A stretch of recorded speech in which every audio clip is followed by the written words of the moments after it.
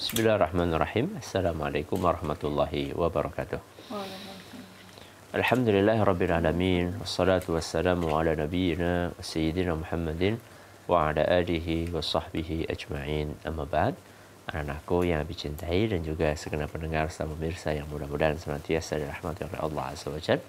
Alhamdulillah, pada kesempatan yang berbahagia kali ini kita bisa kembali mengikuti kuliah subuh online dengan tema Fadlul Islam, keutamaan Islam, dan masih di bab yang ke-8, yaitu bab maja'a anal bid'ata asyaddu minal kabair. Bab bahwa bid'ah itu lebih berat daripada dosa besar, dan kali ini kita akan membaca dalil yang ke-4. Silahkan Mas Usama. Yang punya kitabnya bisa dibuka di halaman 34. Ya, silahkan.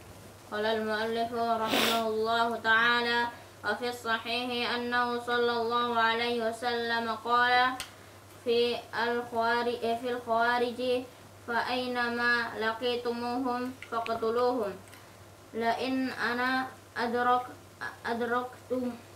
adraktuhum la aqtulannahum qatla 'adin wa fihi annahu sallallahu alaihi wasallam naha 'anil qatli an qatli umara'i al-jawri ma sallu. Ya. Dan dalam kitab sahih bahwa Rasulullah sallallahu alaihi wasallam bersabda tentang Khawarij, di mana saja kalian berjumpa maka bunuhlah mereka. Hadis riwayat Bukhari nomor 5057.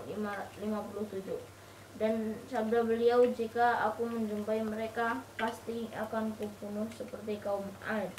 Hadis riwayat Al-Bukhari nomor 3344. Dan akan aku bunuh dan dalam kitab sahih pula disebutkan bahwa beliau melarang membunuh pemimpin zalim selagi tetap sholat. Hadis riwayat Muslim nomor 1855. Ya, inilah dalil yang keempat yang dibawakan oleh penulis tentang bahaya dan beratnya bid'ah. Di sini beliau membawakan sebuah hadis yang sahih, ada dalam Sahih Muslim, tentang sikap Nabi SAW kepada segolongan ahlul bid'ah yang biasa diistilahkan dengan kaum Khawarij. Siapa nak? Kaum Khawarij. Kaum Khawarij adalah kaum yang memiliki penyimpangan dalam pemahaman, sehingga mereka sangat gampang untuk mengkafirkan orang Islam. Apa, Mas? Sangat gampang mengkafirkan orang Islam. Setelah mereka mengkafirkan orang Islam, maka selanjutnya mereka pun dengan ringan membunuh sesama muslim. Dan yang berat, mereka membunuh sesama muslim itu dengan keyakinan bahwa itu ibadah. Itu kan mengerikan. Ibadah. Iya. Jadi mereka meyakini membunuh sesama muslim yang dia kafirkan itu adalah amal soleh. Padahal dosa. Besar. Ya, dosa besar membunuh. Ya. Berbeda dengan perampok, dengan pembunuh. Kalau perampok yang membunuh korbannya, kalau ditanya ini benar apa salah, jawabnya apa? Benar. Salah. Namanya perampok. Kalau ditanya kamu sebenarnya gimana sih, kenapa? Iya, saya menyesal. Kalau perampok ya yang membunuh korbannya itu rata-rata mereka menyesal. Ya, rata-rata mereka menyesal atas perbuatannya. Berbeda dengan Khawarij ini. Kalau Khawarij justru Senang. Mereka menganggap ini amal soleh, ibadah yang mendatangkan pahala. Padahal mendatangkan dosa. Kenapa bisa mereka memahami bahwa membunuh itu berpahala? Ya karena bid'ah yang mereka anut. Ya. Karena mereka punya pemahaman yang menyimpang. Ya, dari apa yang dicontohkan oleh Nabi kita Muhammad Sallallahu Alaihi Wasallam. Ya. Bukan hanya kepada sama muslim, termasuk juga kepada pemerintah. Sehingga mereka dengan ringan mengkafirkan pemerintah kaum muslimin. Karena ada kekeliruan atau kesalahan. Padahal cuma Ya. Padahal mungkin tidak sampai level kafir, ya. Kesalahan yang dilakukan oleh pemerintah tersebut, atau bisa menggunakan. ya. Dan masih bisa dinasehati sebenarnya. Tapi diem-diem. Ya. Nah, karena dampak buruk yang ditimbulkan oleh kaum Khawarij ini, maka Nabi SAW mengatakan fa'aina malakitumuhum faqtuluhum. Dimanapun kalian menjumpai mereka, siapa mereka maksudnya? Maksud sama kaum Khawarij, faqtuluhum, maka perangilah mereka. Ya.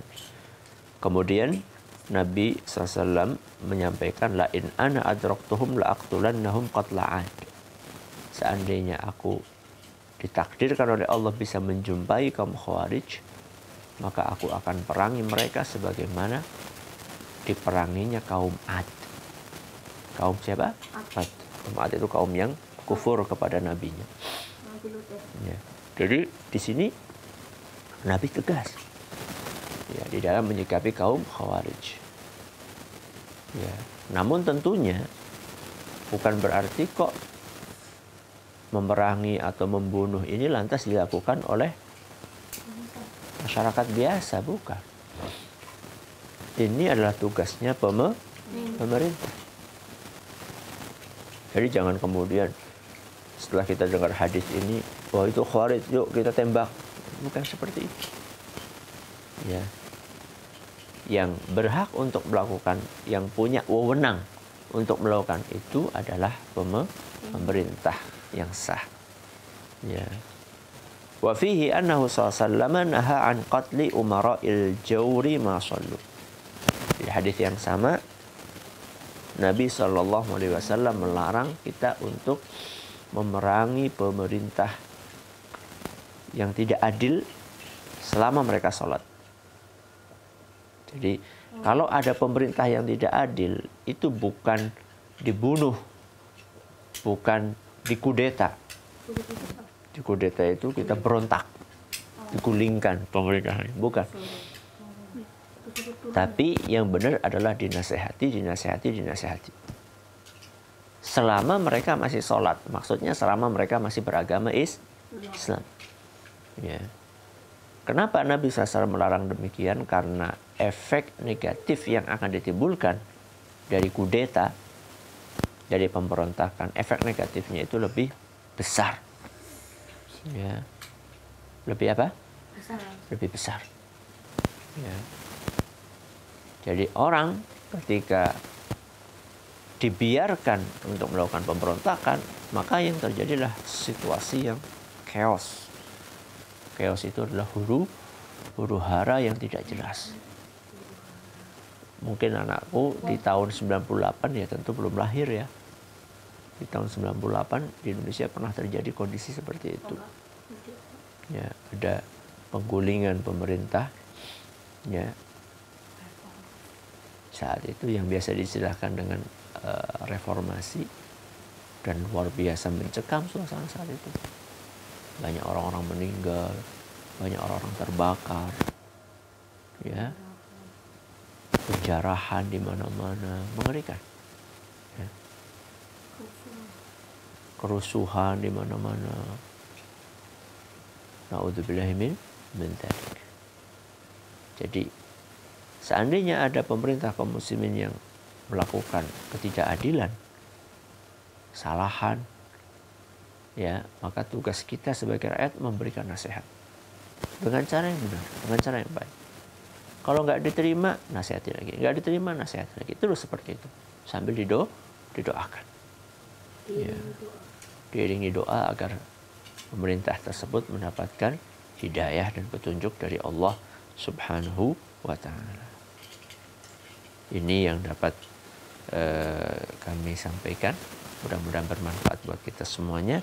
Dan esok hari kita akan membahas dalil yang sebelum terakhir. Masih ada 2. Kita akhiri dengan doa kafaratul majlis. Subhanakallahumma wa bihamdika asyhadu an la ilaha illa anta astaghfiruka wa atubu ilaik. Assalamualaikum warahmatullahi wabarakatuh.